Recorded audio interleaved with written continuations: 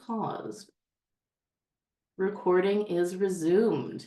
Okay, so for everybody now listening to the recording, I was just explaining how the Lesser Banishing Ritual of the Pentagram is probably about 2,000 years old in essence, dating from Alexandria. So Alexandria, Egypt, was this hotbed of magical confluences. So early Christianity, Kabbalistic, what later became Kabbalah, but esoteric Judaism, the Greek mystery schools, the Egyptian mystery schools, the Pythagorean mystery schools. Members of all of those were deep in conversation in Alexandria about 2,000 years ago. And guess what? Hebrew was considered pretty hot stuff because some of the most famous magicians of folk history were Moses and Jesus. Moses and Jesus, who were Jews. So Hebrew was considered hot stuff for magical invocation, whether or not a person was formally Jewish. So that's a little bit about the background of the LBRP and where I think its essence comes from. Its essence, in my mind, comes from that period in Alexandria where Jewish, Christian, Greek, Egyptian, Babylonian magical influences were all stirring up together. So, well, let's see. Maybe I'll ask all of you, would you like me to talk a bit more about the theory and structure of the LBRP before we get into the practice, or would you like me to get right into the practice? Because there is a lot, there's a lot to say, and there's a lot to practice. So just type into the chat if you want to hear more background or you just want to start doing it. Let me get a sense of what is desired. Okay, I'm seeing some folks, so it's about 50-50 right now. Okay, some folks want more background and some folks want more of the structure. I'm going to compromise by giving us a little bit more background and then getting into the practice. So to talk about the structure, as I said in my Instagram post today, the Lesser Banishing Ritual of the Pentagram is a little bit of a misleading title. It made sense within the Golden Dawn's order of rituals, but it doesn't quite make sense anymore because the banishing ritual of the pentagram, first of all, it's not really lesser in the sense of unimportant. I think a lot of people get very confused about that. Like lesser means it's not important. It is super freaking important. I can barely overstate to you how important it is. Wildly important. It is the medicine of metals. It is the stone of the wise. What does that mean? That means it creates the philosopher's stone. It creates the golden, the realization of the golden spiritual essence that is within all of us, the unification of all the opposites. And it does it in such an elegant, simple form that it's mind-blowing. So it does that. What else does it do? Well, when you practice it daily, ideally multiple times a day, ideally in the morning and in the evening, you are connecting yourself to the whole legacy of magicians who, remember, at least for 2,000 years since Alexandria, have been ritually creating circles with pentagrams and charging those pentagrams with divine names. Very likely the very same Hebrew names that are in the ritual that we use today. So how do I know that? Well, so this is a very fun thing about the Lesser Banishing Ritual of the Pentagram that I passionately look forward to all of you finding out. And this is something that nobody told me when I started out. But I want to tell you, I guess it was considered a magical secret, but I'm terrible at keeping secrets, just almost pretty much the worst. So I'm just going to tell you. When you do the LBRP, daily, multiple times a day, with devotion, with intensity, with focus, you open up an astral portal. You put yourself in the morphic field of resonance with magicians who used the same ritual for the past 2,000 years. And you will begin receiving communications from those magicians. And not only from those magicians, but from gods who are connected to Hermeticism, because this is a keystone ritual in Hermeticism. I myself am a Christian Hermeticist. I have a lot of friends who are other kinds of Hermeticists. I love Hermeticism is very syncretizing, so I'm just down with everything. Pagans, Norse mythology enthusiasts, the pretty much everything. Anyways, puts you in touch. You will begin, so shortly after getting really serious about the LPRP in my life, I began experiencing communications, dreams, transmissions directly from Hermes. I had encounters with John Dee, who was the court magician of Queen Elizabeth II.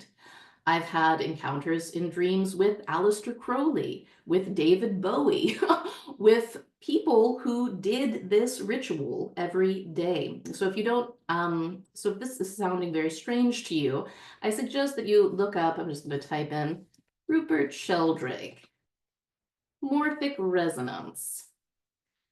And Kellen Morgan of Formscapes is a contemporary philosopher who has very beautiful videos on the topic of morphic resonance. But basically the idea is that repeated physical actions connect you to the larger consciousness of other people across time who have done those same actions. And that's part of the power of any tradition.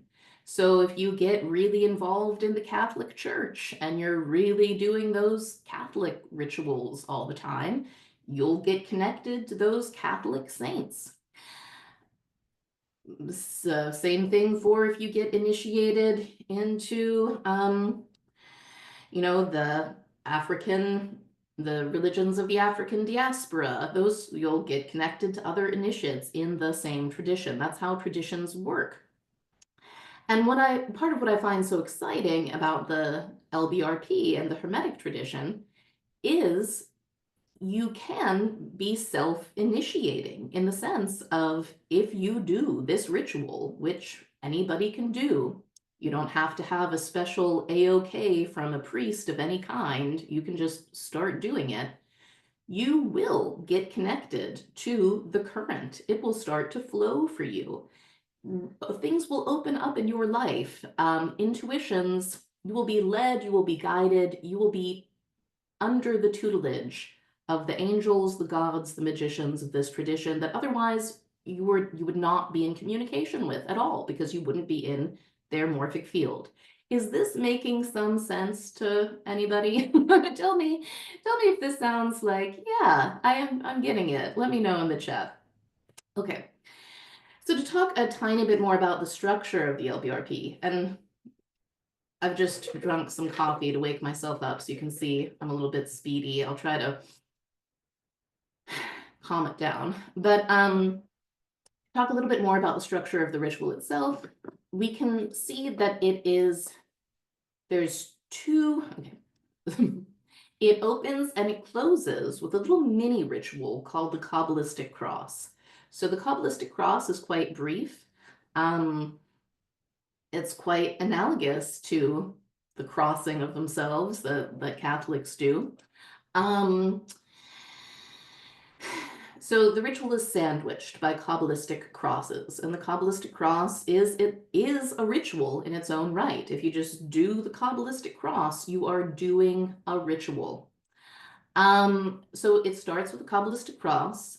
Next, there's slow breathing in of energy and light, and then we're using that energy and light to draw pentagrams around us. Then we're charging each pentagram with a divine name. So when we get to that, I'll write out for you what the divine names are, and you can follow along.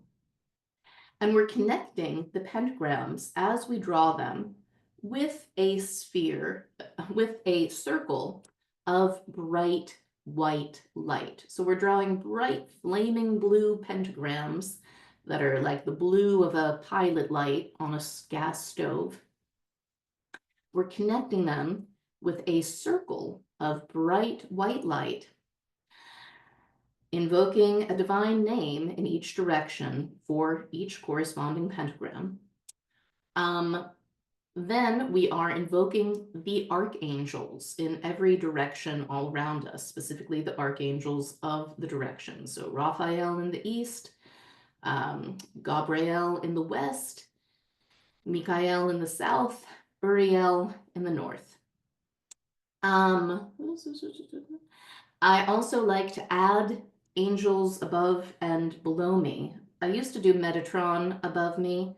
I've had some weird dream things with Metatron, so tonight I'm just going to use the name Yeshua above me because he's not an angel. He's part of the Holy Trinity, obviously, the Logos, but Yeshua is in that same position as Metatron, the throne of God, and Sandalphon below. So I've learned to do that from Damien Eccles. Damien Eccles has a wonderful, I've studied personally with Damien Eccles, and he has a wonderful book called High Magic, which I recommend to everyone. He's a darling person. Katie is asking me, do I recommend against invoking Metatron now? Great question, Katie. I just had an ambivalent dream experience with Metatron. There are some enthusiastic New Age channelers who go around talking trash on Metatron. I never went in for that. I invoked Metatron because that's what the that's how it is in a lot of the versions and the Golden Dawn versions. How do I say? I just prefer Yeshua now. That's all I'll say about that. I'm just a little bit ambivalent. So I guess I would recommend just Yeshua. Why not? He's the king of angels. Okay. Also, some folks here I'm sure have had Clara. No, I didn't check with Damien about Yeshua. That's a personal call of mine. Every magician develops their own relationship with how they do it. Where was I? That brings me to another point, which is we are using, of course, these are kind of Judeo-Christian associated divine names, and lots of people have discomfort with that. People who are into magic tend to be pagans or, general feline creatures who have their own special pantheons of things that they're into. People have adapted the LBRP to absolutely every pantheon of everything. And if you read, there's a version of the book called The Middle Pillar by Israel Regardie that's been edited by the Ciceros, Tabitha and Sheik Cicero. And they have versions of the LBRP and its accompanying ritual, The Middle Pillar, to suit every pantheon you can imagine: Egyptian, Celtic, Native American, just all the live long day. You can do whatever divine names you like. The only thing is that the connection specifically with the Rosicrucian magicians that I mentioned, my guess would be you would want specifically the Hebrew names to maintain that field of morphic resonance with people who probably themselves were Judeo-Christians and operating using the Kabbalah. That would be my take on that. Do what thou wilt, obviously. Okay, let's see, where else? Right, so we're invoking the archangels. For all of these stages, there's various levels of complexity. We're going to do a rather simple version tonight. You can get into super complex visualizations of the archangels. You can get into chanting the names of God all night long. We're going to be doing one chanting of the divine names, and we're going to be doing very simple visualizations of the archangels. Then, again, habit I learned from Damien, we're going to be specifically invoking a sphere of bright white light all around us. So we'll bring in the sphere of bright white light, and then we will affirm the pentacles all around us and a hexagram within us, above us, and below us. So the hexagram is really important because the hexagram, the 6, so the pentagram is the 5, right? And the hexagram is the 6. And the relationship between the 5 and the 6 is absolutely crucial in ceremonial magic. It's the whole enchilada. It's the whole thing. So the 5 being the microcosm and the 6 being the macrocosm. We humans, we're fun little microcosms. Look at us with our little heads and our arms and our legs. We're little pentagrams, aren't we? I forgot to pull up the picture of the Leonardo da Vinci man, but everybody has seen that Leonardo da Vinci picture, right? With the guy. um, we are little pentagrams, okay? The 6 represents the macrocosm, uh, the infinite God. So what the LBRP is doing is we're asserting our dominion over the microcosm. And as we do that, we are creating a kind of magnetic field that attracts the attention of the macrocosm and brings us into direct contact with the macrocosm. Yes, the Vitruvian Man, Da Vinci. Everybody, thank you, Holly. Everybody can look that up. And indeed, if you, again, do the LBRP on a regular basis, I recommend giving it at least a year of daily work to really let it unfold within you, because what you're doing is you're communicating in a deep, profound way. You are etching this pattern into your, what's called, the Golden Dawn used to call it the sphere of sensation. And that is your aura. But it's not just what the energy that you radiate, it's also the lens through which the rest of the world is manifesting for you, is appearing for you. Another way to say this is that you are etching it in, you are teaching your unconscious to put pentagrams all around you, that pentagrams are all around you. And why would you want to do such a thing? What a silly thing. Why would we want to do that? We would want to do that because the pentagram is the golden mean. So there's a fun little Disney movie. I think it's something like Donald Duck goes to Mathemagic Land, Mathemagical with Donald Duck. And you can watch it. And it's, interestingly enough, about Pythagoras. And it shows you what the pentagram has to do with the golden mean. So the golden mean is a spiral, a perfect infinite spiral that infinitely extends and infinitely recedes. So it's by, it goes in both directions infinitely. The golden mean, it can be found throughout nature. It's found in the human form. It's found in sunflowers. It's found in whirlpools. It's found in roses. It's found just all over the place throughout nature. The golden mean repeats. So one way of thinking about the LBRP is that it is very condensed and elegant theurgy. What does theurgy mean? Well, theurgy means God working. It is often, in the ancient world, it was often contrasted with thaumaturgy, which means wonder working. But really, you can't do solid thaumaturgy without excellent theurgy. So they go hand in hand.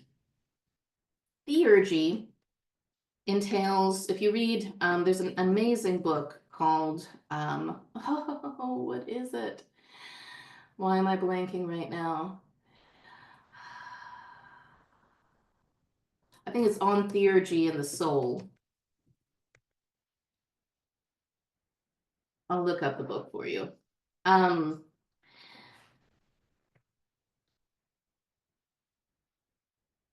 Yes, yes, yes, there it is. I found it. On Theurgy and the Soul. Gregory Shaw, that's what I was blanking on. Theurgy and the Soul. which is a commentary on Iamblichus. Anyways, point being, you can read all about it in Gregory Shaw. It's a hot, beautiful book. But the idea is that in theurgy, what the magician does is ritually enact the actions of the demiurge. So I'll type that here. Theurgy equals ritually enact the actions of the demiurge. So demiurge has a bit of a negative connotation to it thanks to our pessimistic Gnostic friends, but demiurge does not need to have a negative connotation. It just means the creator god. Whoever the heck it was who created this material universe. Whether you think that creator god is synonymous with the ultimate god, whether you think that creator god is a good guy or a bad guy, who knows? I mean, I like to think he's a good guy. I'm pretty pleased with the material universe overall. I'm grateful for it. I'm a happy hermeticist.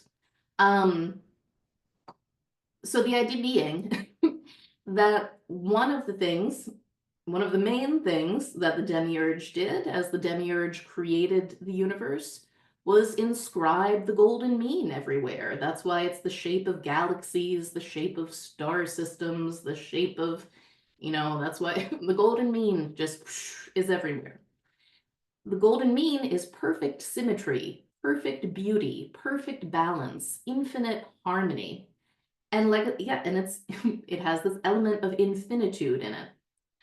So when we are inscribing the pentagram all around us, this is like, some of you are probably enthusiasts of affirmations and New Thought and The Secret. This is the best affirmation ever. It's the affirmation, it's a geometrical affirmation of complete symmetry, complete beauty, complete balance, complete sanity and wholesomeness. That is what you are invoking all around you in every direction. And of course, the directions, when we're invoking the archangels, so Raphael, the spring, the east, the mind, air, Gabriel, west, autumn, the water, the emotions, Michael, fire, the south, summertime, the intuition, Uriel, wintertime, the north, cold, the earth, and the body. What we're doing is we are asserting that perfect balance. Oh, thank you, Holly, so helpful. We're asserting that perfect balance, that perfect equilibrium, not just in the directions, but in every facet of our psyche, in our thoughts, in our emotions, in our intuition, in our body. And again, this takes place over time. That's why it's important to do it daily and to inscribe it deeply into ourselves, because this is a long-term process where we are using the LBRP as a tool to change the pattern of manifestation all around us. So if you have a song, and it's a big, long song, and you want to make changes to it, you want to make changes that repeat. You want them, if you want to change the whole effect of the song, you want to change how it affects the listener, you're going to want to change it in a way that is repeating, that affects the whole vibration, that affects the whole arrangement. So that's what we're doing with the LBRP. We are changing the vibrational, geometric, audio environment around the little snake that moves through time that is our life. If you've ever seen Donnie Darko and the fun little snaky movements of people as they're moving backwards and forwards through time, that's what we are. So you're always that. So add to that some pentagrams, add to that some golden mean assertions of infinite beauty and infinite harmony,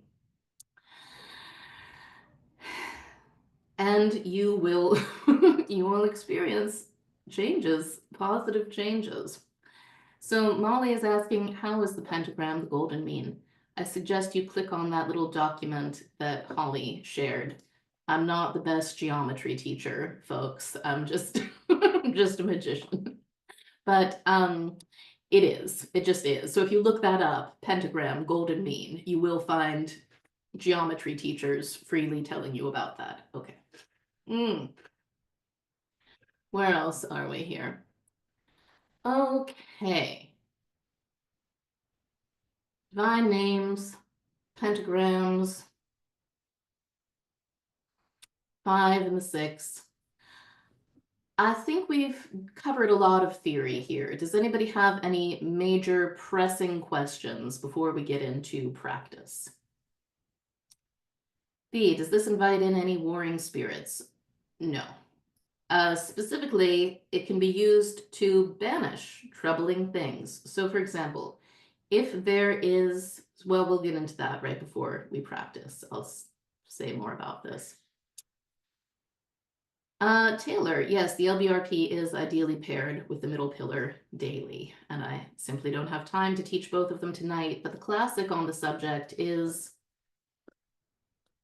The Middle Pillar by Israel Regardie. And Hi Magick by Damien Eccles also gets into the same territory, covers both of them. Speaking about the LBRP and battle magic, because somebody asked, does it bring in warring spirits? The LBRP cleans your aura. It cleans your immediate environment. One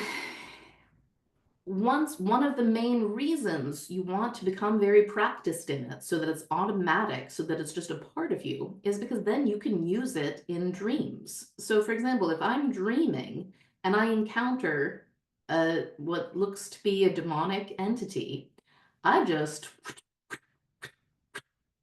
send a pentagram and start chanting divine names, and I watch that stuff dissolve.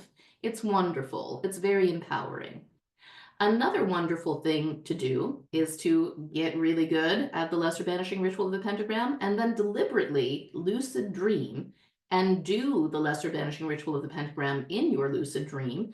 And then you will actually see the archangels and you will actually see what the pentagram does. You will see it. It becomes the yin yang, the little, what is that symbol called? The wuji. It becomes that. It becomes various Tibetan symbols. It turns into all sorts of beautiful symbols of wholeness because it is it's directly connected to all of that. Okay. All right. It doesn't seem like there's any more pressing questions. It seems like we're ready to get into the practice of it. All right, so let me see about putting up a little instruction here. Okay, can everybody see, I wonder if I can make, let me see if I can make this bigger for you.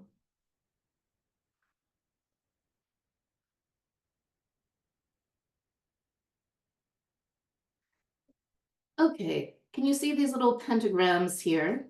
And here's the pentagram that shows all of the elemental attributions. So here's spirit at the top.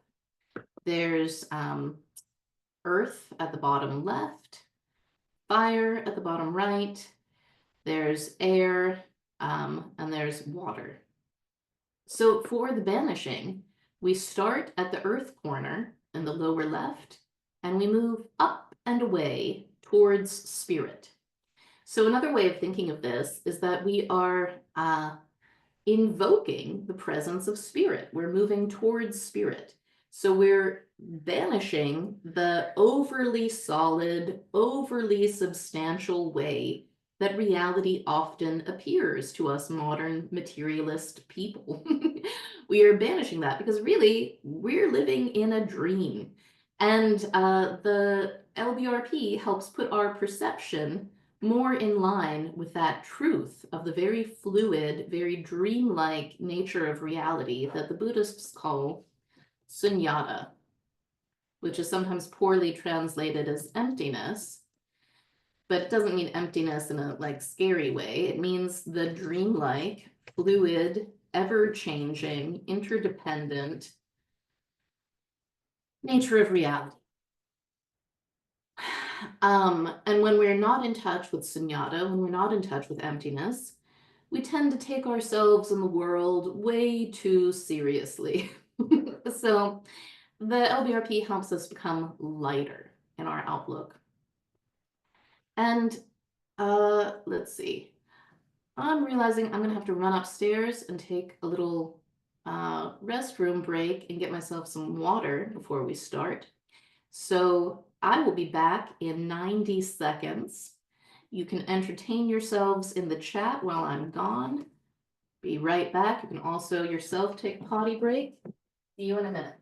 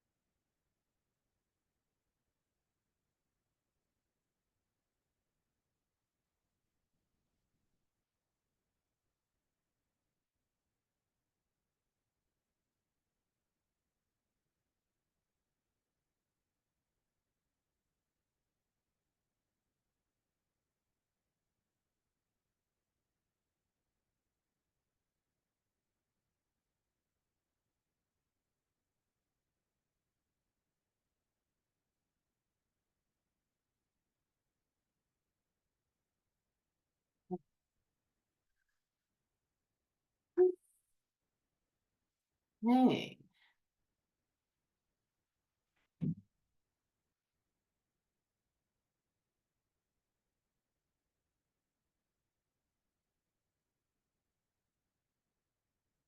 Okay, thank you so much for your kind patience, everyone.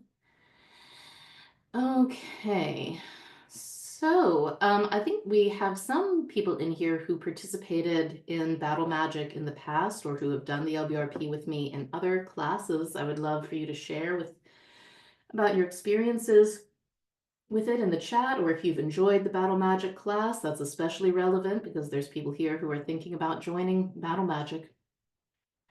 Okay, so ordinarily I would do this all standing up. I think I'm going to do the first, let's see, let me see, how does this camera situation work?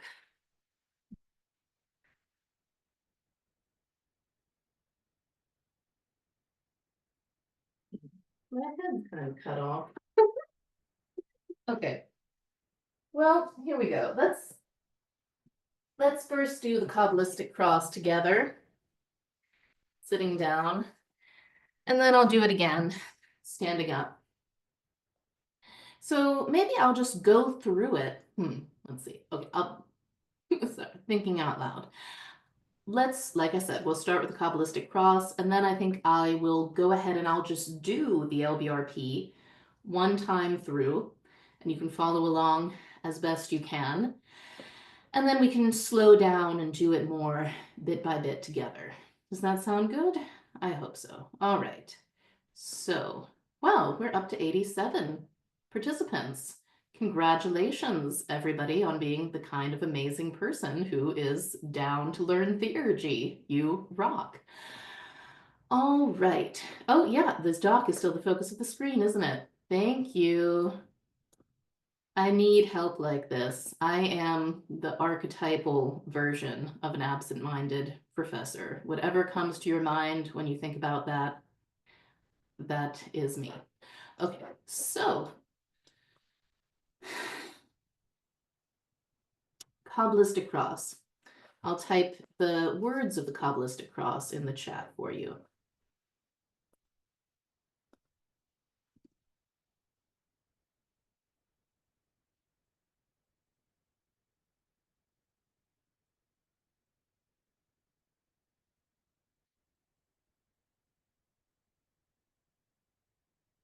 So it's Ate. Yeah, we'll do it. So basically it means thou art the kingdom, the power, and the glory forever and ever. Amen. And a quick note, the interesting thing about doing this as a magician is that the thou in thou art, you are talking to God, and you're also talking to your own deepest layer of your consciousness. Because the pure substrate of your consciousness, that is God. That, my eye is the eye through which God sees me, as Meister Eckhart said. Our consciousness, again, at its deepest substrate, is the divine. So I'm not God, not me, Carolyn, who lives in Pittsburgh, but the ineffable substrate of my consciousness is the divine presence. And as we know from quantum fun stuff, the world is literally appearing as we look at it, right? Like you walk into a room and all of the atoms are coming into position. They are coalescing as you go to observe it. Sounds crazy, but it's true. We are, our eyes are creating the world around us at every moment. And of course, it's happening outside of our conscious volition. It's happening through the unconscious. That's why magical ritual is potent, because it's working at this unconscious symbolic level. Okay. Here we go. Ate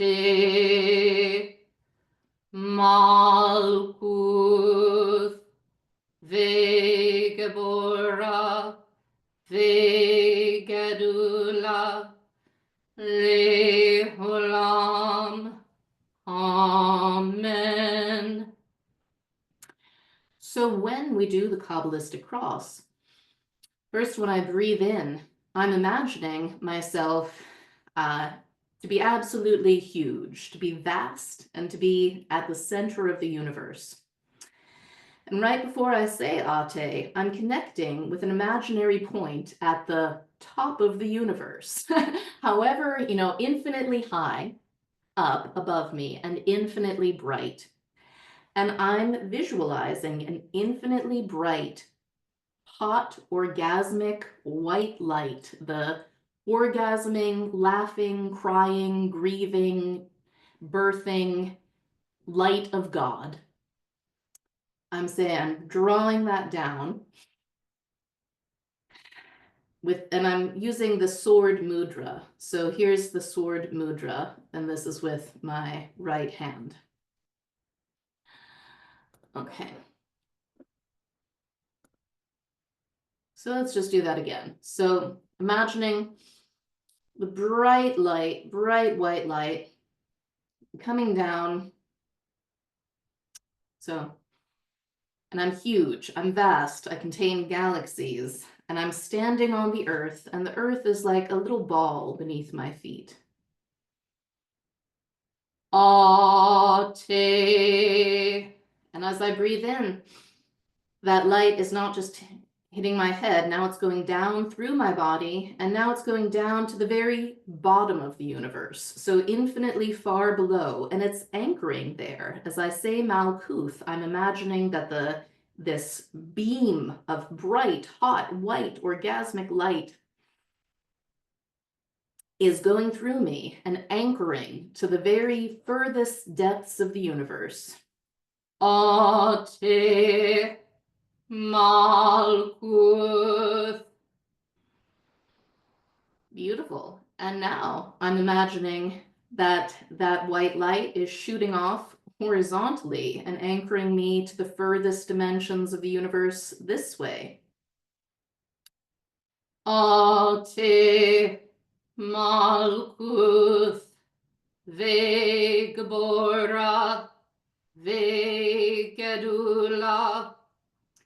And now I am completely crucified on the cross of space and time. Le olam. So right now when I say le olam, I'm imagining myself pervading not just all of space, but all of time, backwards and forwards. Le olam, forever and ever. Amen. And what's so amazing about the Kabbalistic cross, in that little ritual right there, we have fulfilled the famous injunction in the Corpus Hermeticum. I'll just make a little note.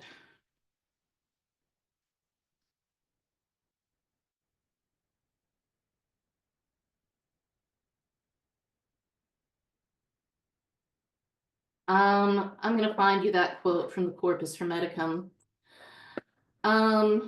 Fanny asks, do you have to be Christian to do this? No.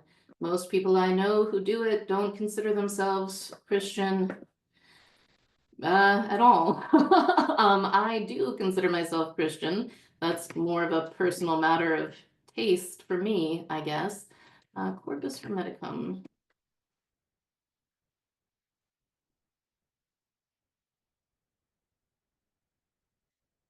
Um, no, you just have to be willing to pervade all space and time. So I like to say crucified on the cross of space and time, because, well, that's what everybody is. Everybody is that. And part of what's so magical about magic is that's true of you all of the time. It is absolutely true all of the time that you are this infinite consciousness that is pervading all space and time, crucified on the cross of space and time, specifically an incarnation, can definitely feel like crucifixion. Am I right? I mean, am I right? Uh, but I mean, how do I say this? What I'm trying to say is that before Christianity, there were mystery schools throughout the Mediterranean, especially, that emphasized dying and reborn gods. So, and the Corpus Hermeticum predates Christianity. It's a bit of a discussion about all the fine points of this, but anyways, short answer is no. And I'm finding that Corpus Hermeticum quote for you. Here we go. Does it fit into, is it gonna, no, Zoom won't let me paste all of it. Sorry, copy, paste. What, my hand, when I say Malkuth, I'm sorry, this is really rude. Zoom is not letting me paste this quote. When I say Malkuth, my hand is here at the center of my chest, the heart position. Yes, Ate is here. Malkuth is here at the level of the heart. Vegbora, Vegdula, so the shoulders. Okay, I'm just going to read you this quote from the Corpus Hermeticum. It's really one of my favorites. It's the key to all theurgy, the key to all magic, and it is a banger. And Holly has heard me read it like 50 times, but she's so cool. She's just going to listen to me read it again. Thanks, Holly. If then you do not make yourself equal to God, you cannot apprehend God, for like is known by like. Leap clear of all that is corporeal, and make yourself grown to a like expanse with that greatness which is beyond all measure. Rise above all time and become eternal. Then you will apprehend God. Think that for you nothing is impossible. Deem that you too are immortal, and that you are able to grasp all things in your thought, to know every craft and science, find your home in the haunts of every living creature, make yourself higher than all heights and lower than all depths. Bring together in yourself all opposites of quality, heat and cold, dryness and fluidity. Think that you are everywhere at once, on land, at sea, in heaven. Think that you are not yet begotten, that you are in the womb, that you are young, that you are old, that you have died, that you are in the world beyond the grave. Grasp in your thought all of this at once, all times and places, all substances and qualities and magnitudes together. Then you can apprehend. Then you can apprehend God. But if you shut up your soul in your body and abase yourself and say, I know nothing, I can do nothing, I am afraid of earth and sea, I cannot mount to heaven, I know not what I was nor what I shall be, then what have you to do with God? Oh, Holly pasted it in. Thank you. Don't you just love that sick burn at the end there? Then what have you to do with God? Sick, sick burn. So well, the humblest thing is the truth, Lucy. The truth, being in touch with humility is being in touch with the truth. So the humblest thing is being in touch with the humble fact that your consciousness is united with divine consciousness. And when you grow and expand it beyond the feeble little human ego consciousness, we can get in touch with that. Okay, so where am I?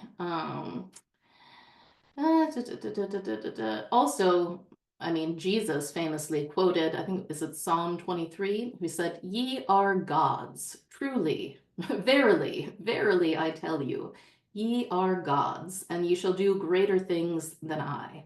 That part has not been emphasized by conventional Christianity, but that part is very emphasized within Hermeticism.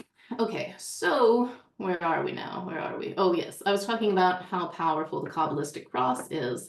And as you'll see later in that quote, when it talks about bring together in yourself all opposites of quality, heat and cold, dryness and fluidity, that is what we are doing when we invoke the archangels of the elements and the directions. All right. So I'm going to stand up and just begin doing it. I think the camera angle is going to cut off my head. And my camera isn't facing east. So ordinarily I would start facing east, but instead I'm going to start facing you all. And I'm just going to do it, and then we can talk more about it.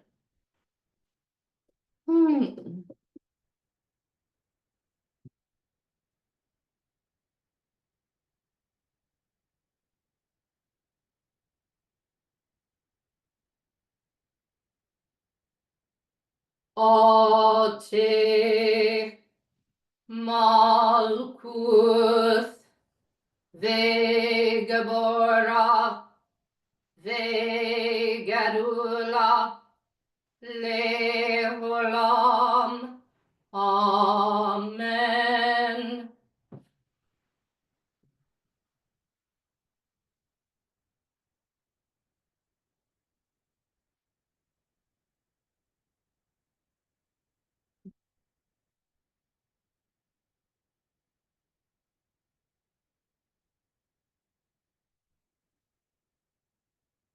Yod He Vav He.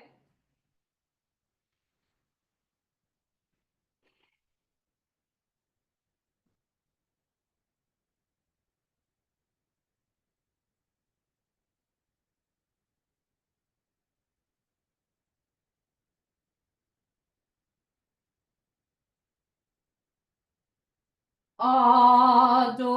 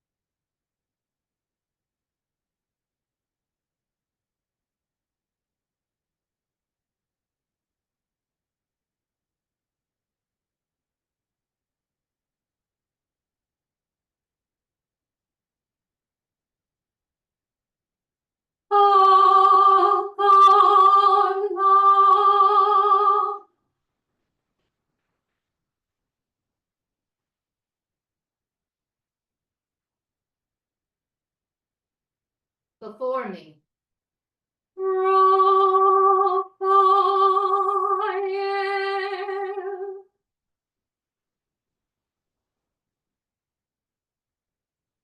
behind me, Gabriel,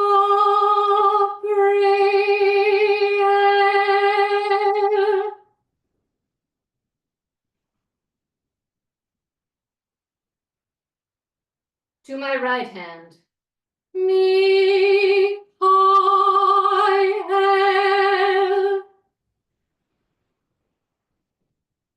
to my left hand, Uriel,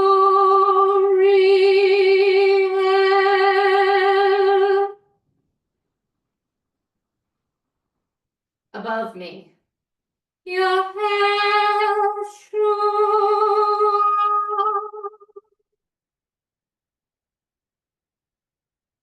below me, Sandalphon,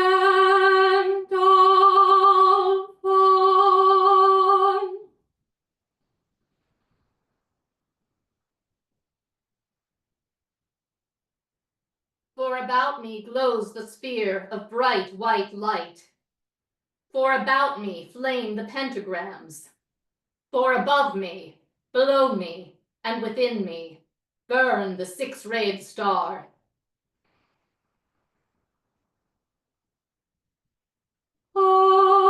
Ate Malkuth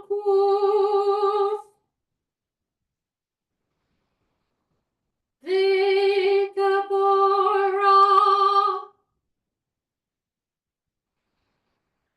Vigadula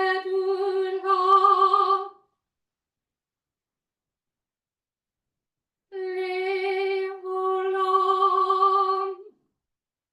Amen.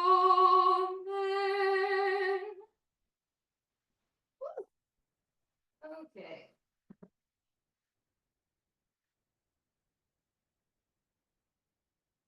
All right.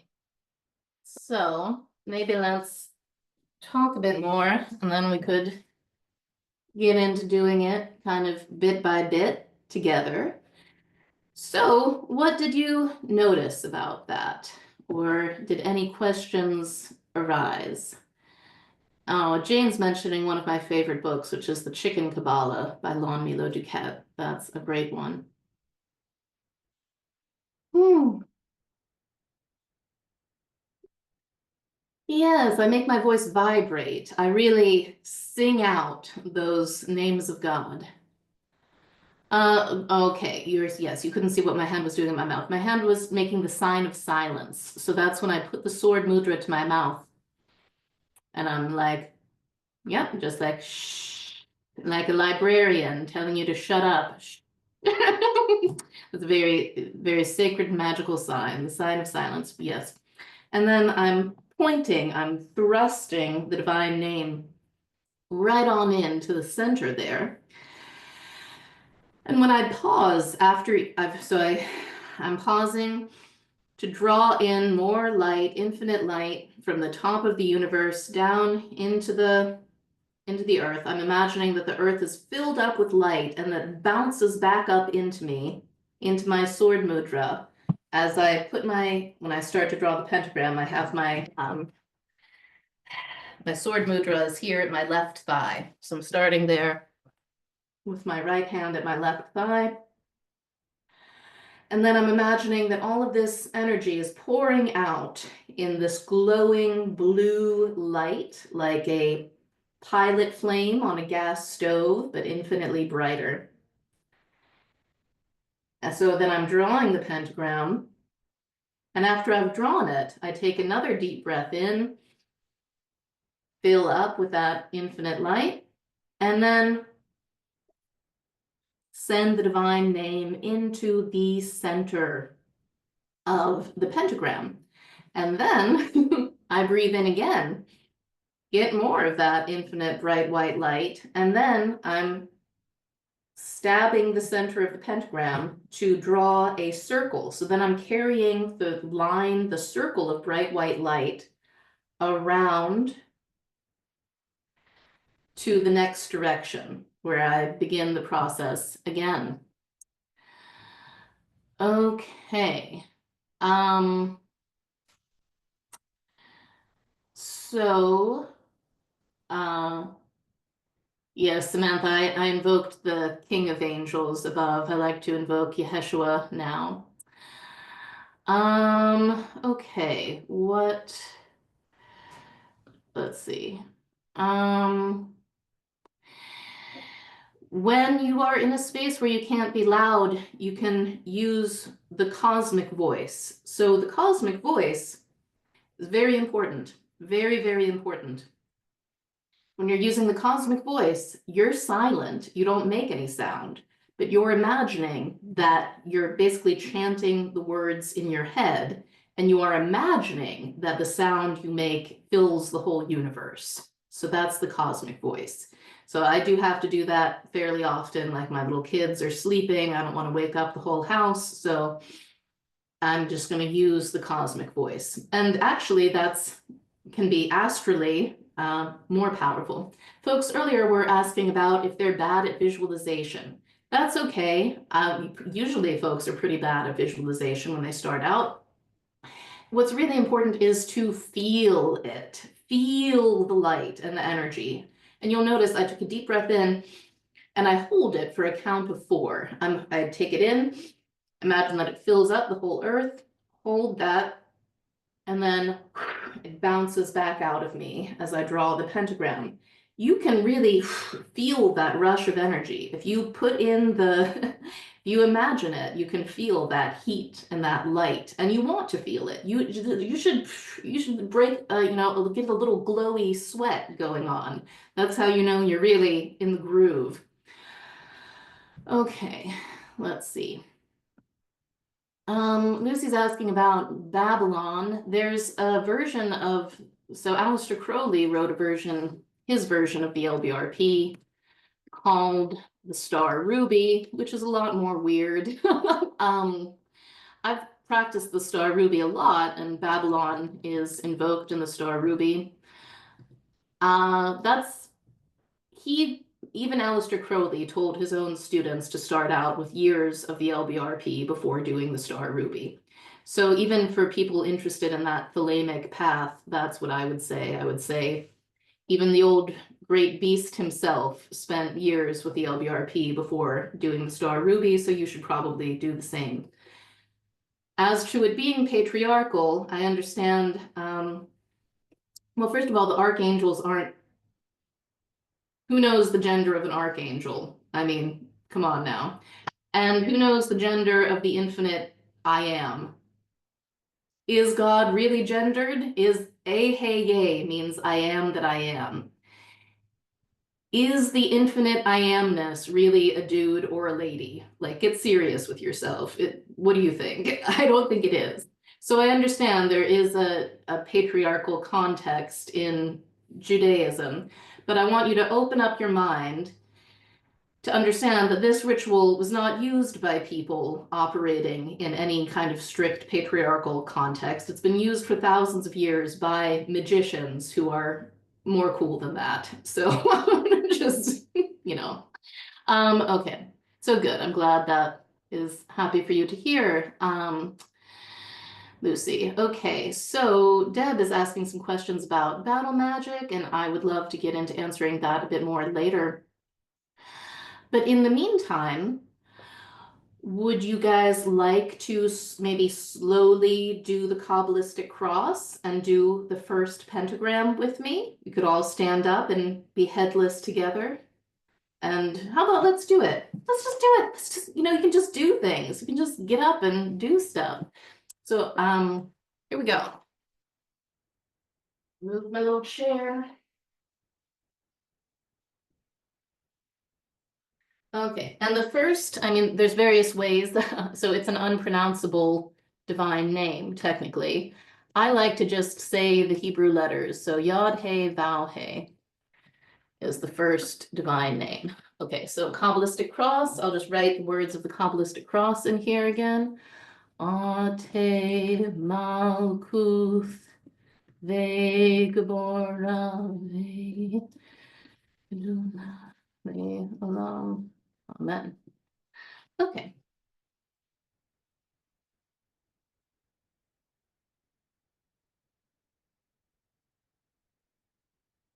So we're getting large, huge, vast, cosmically vast. We're at the center of the universe, being vast and transparent. And we're breathing in, and we are connecting with this infinitely hot, infinitely bright, white, orgasming, dying, birthing, laughing, crying, grieving, dancing light of God.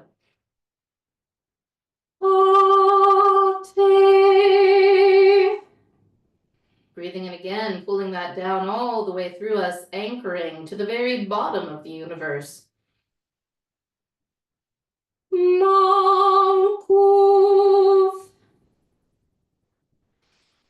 Fekebora, Fekedula. Anchored on both sides, extending throughout all time. Leolam. Backwards and forwards. Amen. All right, sign of silence now, everybody. So, sign of silence. Breathing in, more of that hot, white, orgasming, dying, grieving, birthing, laughing light. Starting down at the left thigh, and I'm going up over my head with this. I know it cuts me off, sorry about that, but starting down at the left thigh, up over my head, nice big pentagrams, big fat pentagrams, burning, glowing blue. Exhaling as we make that pentagram. These are magical calisthenics. They work up a sweat, you get a little glow. Okay, so I'm starting at the lower left. I'm going up above my head. I'm just going to do it a few times here. Up above my head, down to my right, then up here, and then across as even as I can. I'm never perfect, but as even as I can. And I'm ending up at the same place that I started. So, we are endeavoring to teach our deep minds about symmetry. So, precision does actually matter here. We could do it one more time. And I'm not that good at math or geometry, but I do try. And there we go. And then breathing in, sign of silence again. And then we're going to intone the divine name. Stab the pentagram right in the center. Yod, I'm sorry. Yod, hey, fo, hey. Sign of silence. Okay. So, sorry, that was just a press. Okay. Let's do that one more time, and then I'll show you the connecting circle part. So, starting at the top of my left thigh, up above my head, down here to my right, up over here, whoosh, whoosh across.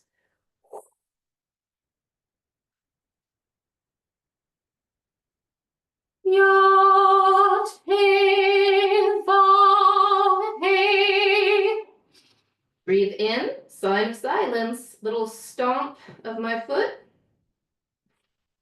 And then I'm stabbing the center of that pentagram again. And I'm imagining a bright white line, and I'm pulling it around.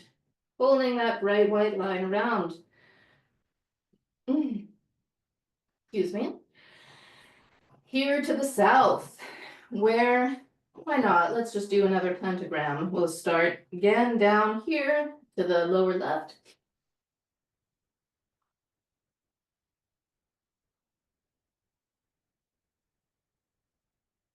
And breathing in. Adonai.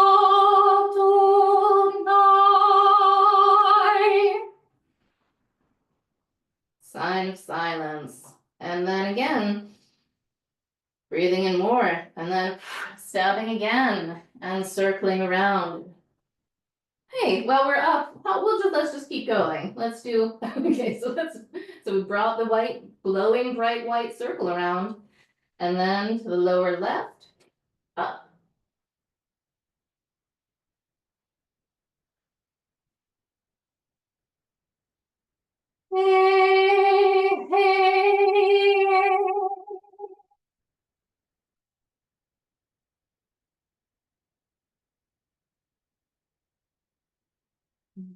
Okay, now I'm drawing that bright white circle around again.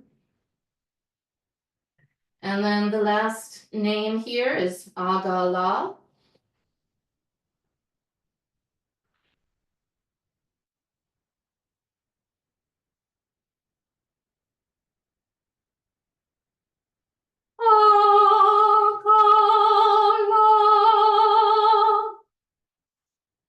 Sign of silence, little stomp of my foot. And bringing the circle around. Okay, so we did the pentagrams and the divine names, everybody. So wonderful. So you don't have the words. Okay, right, sorry, everybody. Here we go. I'll just type them out for you. How do I forget this? Yod He, Bow He, Adonai. Very naughty of me. Hey. I even forget how A is spelled. That is a bad approximation. We'll just pretend it's that for a second. Hey, means I am that I am. And then the last one is a notiricon, means along the lines of God is great. Agala.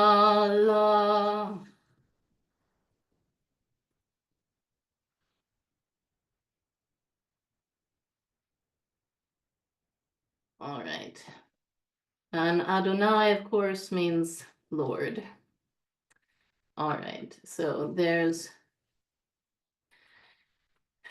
okay. Yes, Jasmine, thank you. Oh, yes. Well, the above and below, we hadn't gotten to the archangels yet. All right. Molly asks, are your eyes closed while I do this? Sometimes, sometimes not. All right, so those are the divine names. Why not? Let's get into invoking the archangels. So here's actually, well, maybe I'll sit down and talk for a second about the archangels. Okay.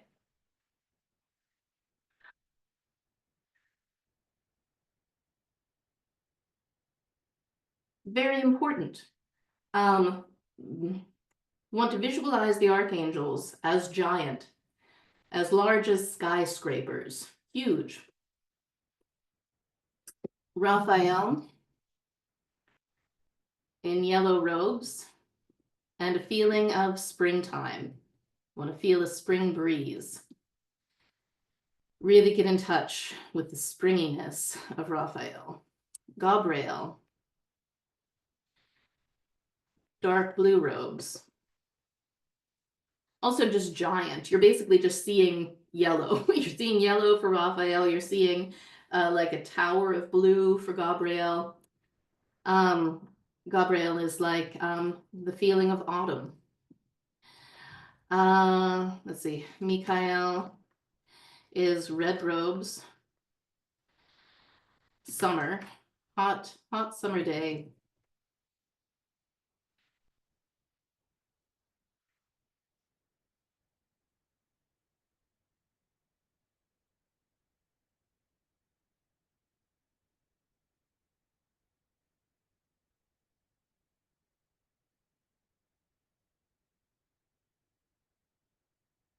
So I'm putting the attributions here. The attributions are very, very important. So Raphael corresponds to yellow, air, east, thoughts, spring. Gabriel, dark blue, water, west, feelings, autumn. Michael, red robes, hot summer day, south, intuition. Summer, yes, I said that. I'm getting some of these out of order. Fire, south. Just medicist on the fly here. Okay. Uriel. Uriel wears dark green robes. Corresponds to earth, north, the body, winter. And I like to get a nice Christmassy Father Christmas feeling with Uriel. I'll also put in some more details here. Raphael holds a caduceus. So that's the staff with the two serpents on it. Gabriel holds the Holy Grail. So that's a giant chalice filled with the blood of Christ. Michael holds a fiery wand or a fiery sword. Uriel holds a giant pentagram shield. So that's the basic level of the visualization. The visualization can get a lot more complicated than that. And if you don't get that tonight, that's fine. You really should read a book. Read a book like The Middle Pillar by Israel Regardie, or High Magic by Damien Eccles. It's really great. Or yeah, Modern Magic by Donald Michael Craig, which we showed the fun cover from. So you can have it written out for you, because I don't have a handout for you tonight, and it's good to read books. Okay. So there will be a replay. If you want the replay, you need to go to carolynlovewell.com and join my email list, because the replay will be emailed out. And so Jory is talking about recommending battle magic. Beautiful. Says, I can't recommend it enough. Immediately after signing up for the course, I began to have astral visitations from Florence Farr and other Golden Dawn magicians like Carolyn was describing. But the greatest blessing is being part of a supportive magical community to explore this magic with. Oh, Jory, thank you. I love hearing that. If anybody else... Holly is talking about ways that her life has opened up in more ways than she could imagine. I have more access to power, time, money, love than I ever have, and now I call myself a magician. It's worth trying out and committing for the timeline of the course. I agree, Holly. Oh, Holly is answering Deb's question. Okay, so Deb says, so I guess we're going to transition now, because I've set the meeting time for 90 minutes tonight, and I do want to be respectful of everybody's time. And we have covered the essence of the LBRP. I think we've gotten in some jolly good practice tonight, and I strongly encourage you to continue experimenting and practicing. There's plenty of people who have YouTube videos on the LBRP. I'll probably at some point put this up on YouTube. I think Damien Eccles has it on YouTube.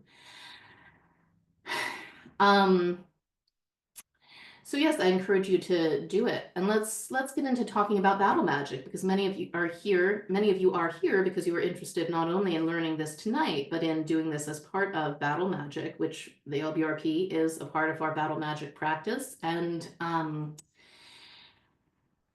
the battle magic course. Okay, so Deb says, as she read the page, she was shaking her head yes and fully feeling it, but I've never done any of this, and I don't think I'm willing to dive deeper, as of now, to the world of magic. Do you think I should skip the course and come back when I'm ready to make a commitment, or will the course provide me with some basics that would still allow me to be the change and make an impact? Well, Deb, even if you don't do any of the theurgy in battle magic is really rich in teachings on how to withdraw and recollect your projections onto other people and how to stop letting people project their bullshit all over you. So even if you just did that part, that would be huge, and that would be a great contribution to humanity, because really the essence of what's been screwy with us for the last few thousand years is we've all been walking around with these broken virtual reality headsets that are they just go haywire. And sometimes they go haywire and we just full on hallucinate something that is really not there. And the tricky thing is we don't know when our little headsets go haywire and when we're hallucinating. It's only when we start to get ontologically curious, epistemologically curious, when we become humble. Lucy earlier was talking about the importance of humility. I do believe humility is vastly important.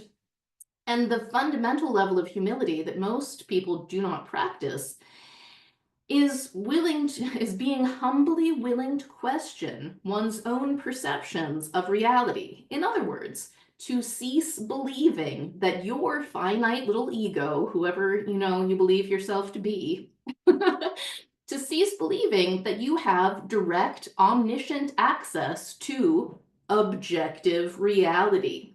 Because none of us have direct access to objective reality. All of us are seeing a screen. We are seeing all other people and all circumstances of our lives through a funny little karmic screen that is made up of all sorts of fun stuff in our unconscious, from our family karma, from our cultural programming, from our schools, that just like that warps and distorts what we see. It warps and it distorts our field of sensation, our sphere of sensation. And we see things from time to time that are not in fact there. And I personally know about this very intimately because I'm one of the world champions of projecting.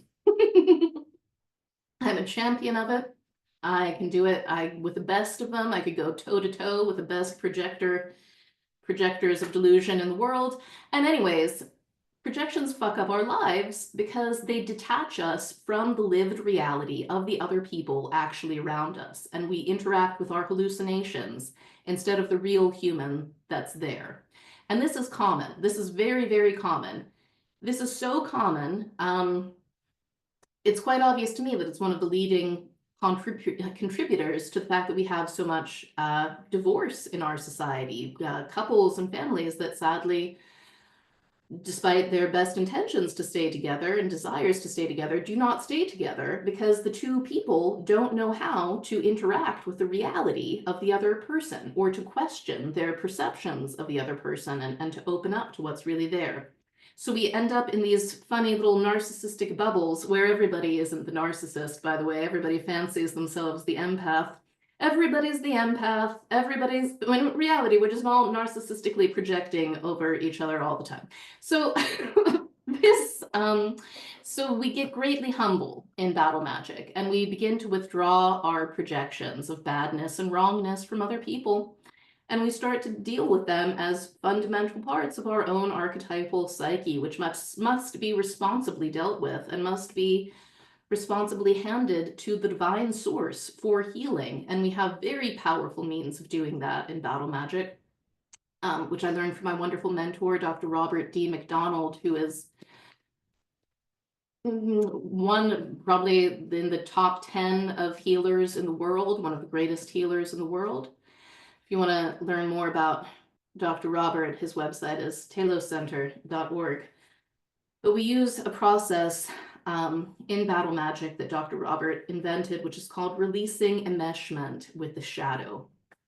And releasing enmeshment with the shadow is one of the only methods that actually works to withdraw projections and to detach from the projections of other people. Because even Jungian therapists don't know how to do it, other than pointing out to you 100 times that you are projecting. But they don't know how to get you to actually stop projecting. This process actually gets you to stop projecting. It's literally quite miraculous. We do other telos work.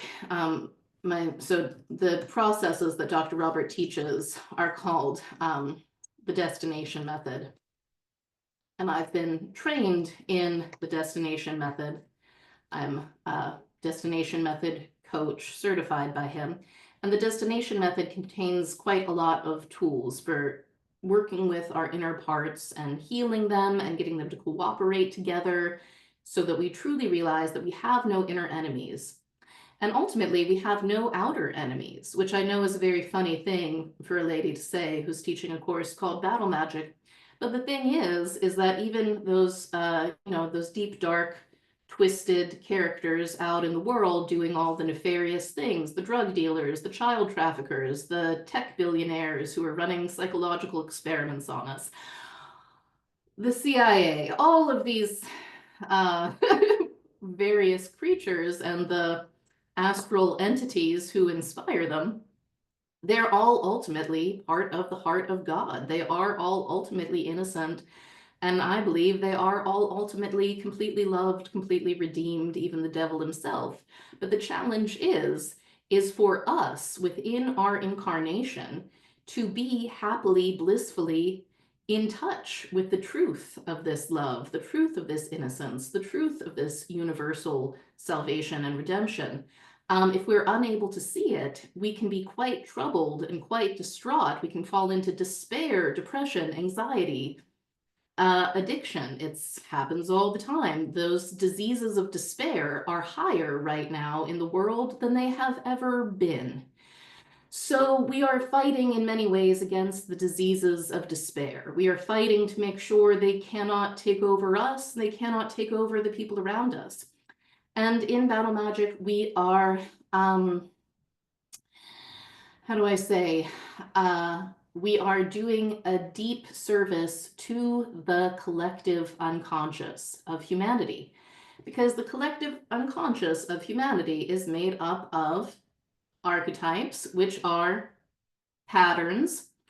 And there's these patterns that have been going on for millennia, namely patterns of projecting that the evil bad guy is out there. I'm totally good. That fucking guy, that guy.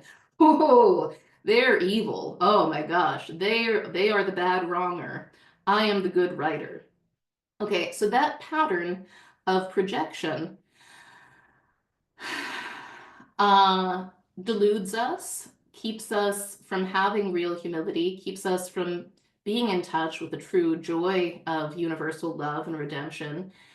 And it's possible to carve a new pattern. So we're carving a new pattern both with these psychological means through the Talos tools, and we are carving a new pattern also through the magical theurgical means of the sphere working, which is a magical working taught to me by Florence Farr, who was one of the founding leading members of the Hermetic Order of the Golden Dawn, which taught this beautiful LBRP ritual that we've just done. Basically, everything that you like, everything that we like, by the way, if you've never heard of the Golden Dawn, I just want to say this, everything fun about modern culture, all the astrology, all of the crystals, all of the herbalists, all of that fun stuff, a Wicca, comes straight out of the Golden Dawn. We owe a huge debt to the group of men and women in the 1890s in Britain who got together and took a hard magical stand.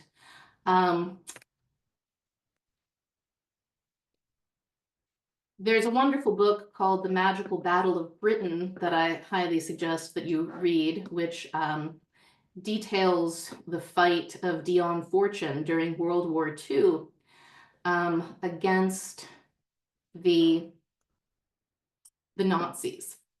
It's an inspiring text, and she was using the sphere working, which Florence Farr also used around the time of World War I to prevent the world from entirely destroying itself. And both of those women were successful, and I think that that's really, really cool. I'm going to post the link to Battle Magic to the registration page here. When you sign up for Battle Magic, and the fun thing about well, I mean, one of the fun things, many fun things about Battle Magic, but we're talking about something that is, by the way, $99 a month with a payment plan. So I don't know about you, but that's less than a DoorDash order for me.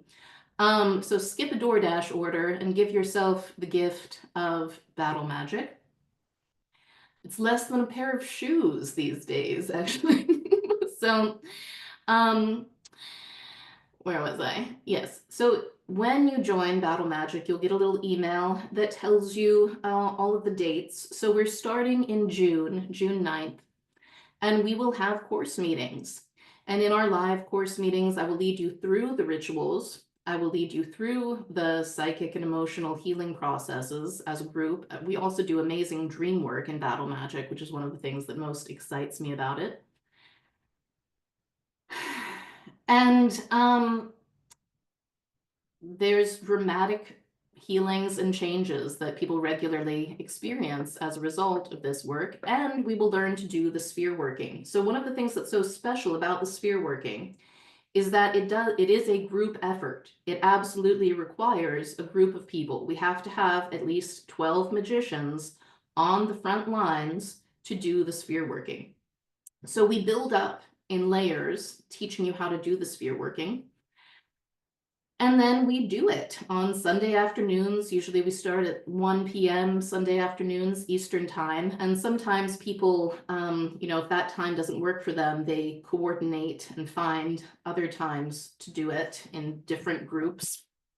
But the main group that I will be leading will meet at Sunday afternoons, Eastern time, 1 p.m., and we will occupy different spheres on the Tree of Life, which is the glyph of the Kabbalah. You've probably seen images of it. It's like the seed of life or the flower of life, except it's the tree pattern within it.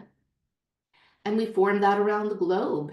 We occupy the spheres and we send the energies and the divine names of the spheres. And what we're doing, we occupy it on the either pillar, the pillar of mercy and the pillar of severity. What we are doing is we are constellating the middle pillar, which is the pillar of consciousness, which is the pillar that has to be formulated because a collective consciousness of humanity has to be created. It ain't going to create itself, folks. It just is not.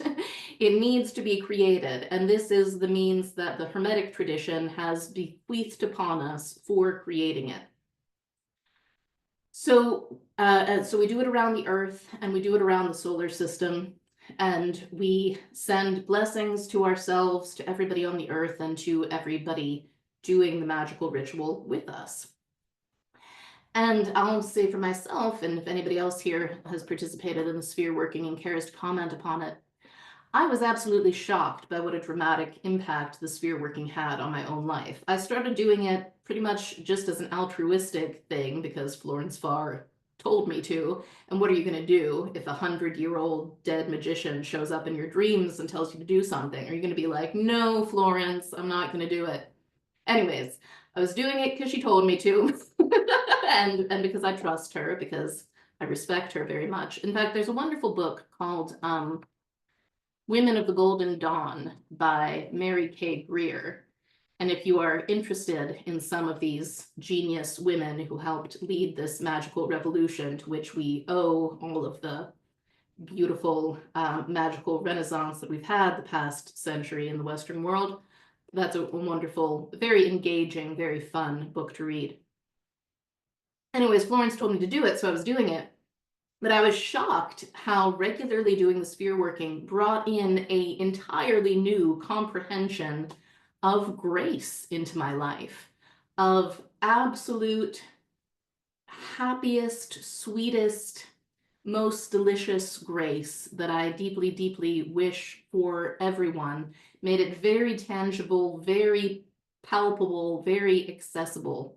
And I don't think that's an accident. I think that is the magical fruit of the sphere working. And I heard, yes, Jane's talking about the sphere working. Other folks in Battle Magic reported this to me. Maybe I'll try to share some more testimonials from it. Anyways, that's my sales pitch. Come join us in Battle Magic for a really good time. Does anybody have any questions about Battle Magic or any questions about getting started with the LBRP? Oh, here I see there are some questions. How does Battle Magic help with protecting ourselves from actual narcissists in our lives who set out to harm us? Sissy, well, it teaches you to withdraw not only negative projections, but also positive projections. So usually the reason why people get involved with narcissists is because they're projecting some part of their power and goodness onto the other and believing that they need a relationship with that person in order to feel good and feel special. So we're learning how to withdraw those projections so that we feel good and special within ourselves. Okay. Rita is asking, I'm wondering about the time commitment for recommended practices. Are there more over and above what we did today? How do I say this? Time commitment. I would say there's about a half an hour time commitment in terms of theurgical practices because, yes, you are being asked to do. So, depending on where you're at in your theurgical journey, the LBRP and the middle pillar, and or the individual version of the sphere working itself. So there's an individual version of the sphere working that we use to get ready to participate in the group sphere working. Could be 15 minutes, depends on how fast you are with your theurgy. But yes, it is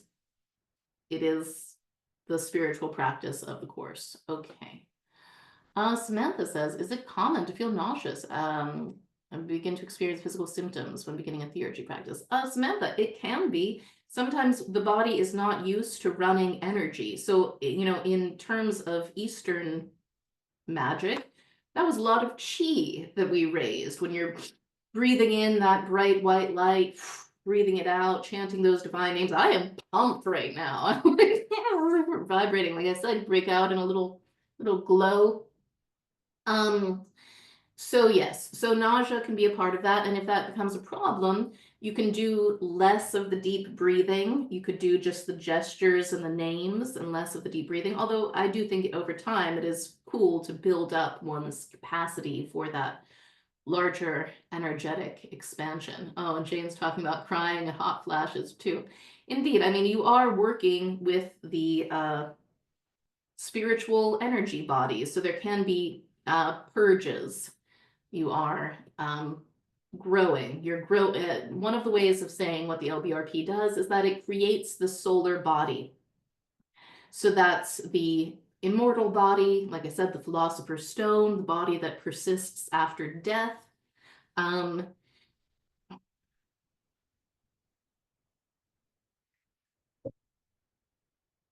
so maybe another way of saying this is, there's a wonderful old Egyptian story about how when you die, your heart is weighed on the scales of Mot.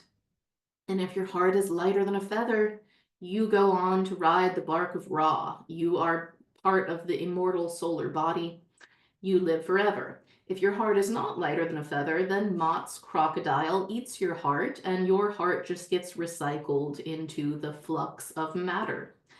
The LBRP helps you to get to that state of having a heart lighter than a feather that is part of the immortal participation in the solar body. Okay. Okay, cool. Well, this has been so delightful, everybody. So I'll post that link again to Battle Magic.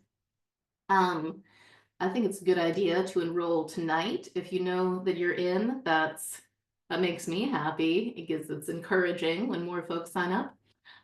Registration will be open until May 12th.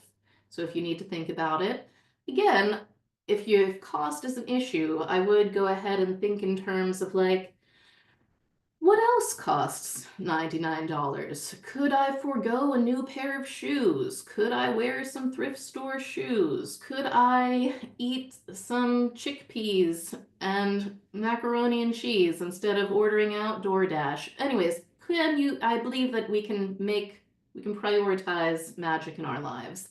And when you do that, it's a marvelous gift for yourself, I believe. And anyways, I'm so excited. I'm so tenderly delighted that all of you joined me for this class tonight because it just makes me endlessly happy to think of you beginning to engage with this practice and to reap the immense fruits of it.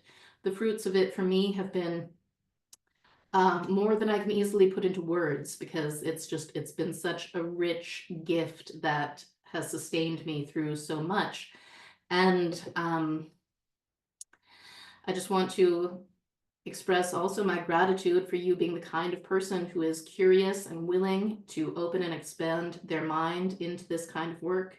Are my very favorite kind of person. You are so, so necessary. I know that all of you here are very likely doing deep work in your communities, deep work with your families, deep healing work in your lineages. So even if you decide not to take battle magic this time, I'm excited to know that you are out there and you are doing this in your various perfect ways, and that I have gotten to see your marvelous faces and feel your marvelous presence, and that you have trusted me with your time is a very deep honor.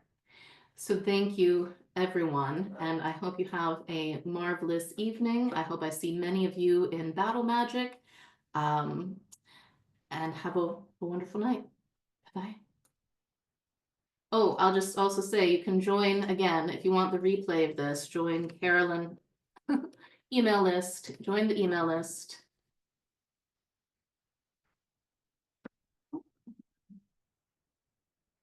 Join the email list at carolynlovewell.com.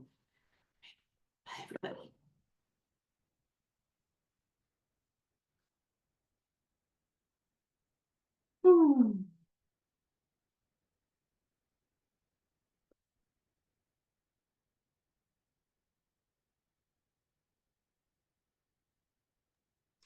What am I doing